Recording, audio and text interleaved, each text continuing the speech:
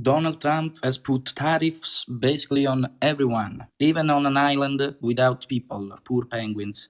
And this is not campaign talk, it's already happened, it's real policy. Trump has decided to make almost all important goods more expensive. We are talking about a flat tax of 10% on nearly everything, with even higher rates for specific countries, like over 100% on Chinese goods, 20% on European products, and 25% on key components like car engines and transmissions.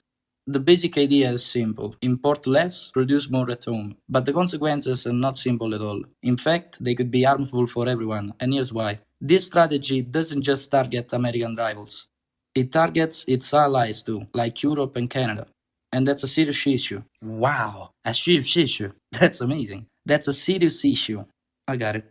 Because the West, meaning the group of countries that shares interests, values, and alliances, needs unity right now. There is a war in Ukraine, rising tensions with Russia, a growing competition with China. And in this kind of environment, hitting your own allies with tariff is like picking a fight with your own team while the other side is gearing up.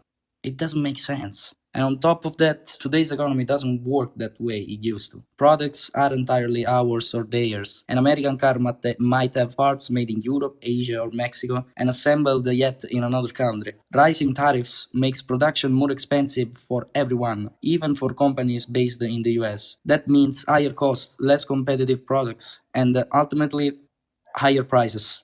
And in the end, we are the ones who pay. Then there is a risk of trade war. I mean, China has already fired back with tariffs on American goods.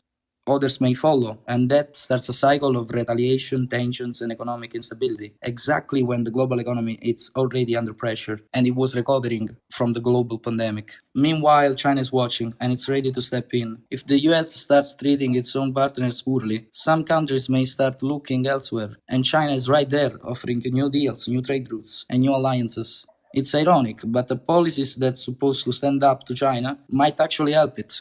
And in a world where trust between countries is key to deal with conflicts, climate change, supply chains, that's a serious mistake in my opinion. So no, hell no, this is not something to cheer for. This is something that needs to be looked at really carefully. Because if the result is a divided West, struggling businesses, rising prices, and more space for China on the global stage, then maybe this strategy isn't working.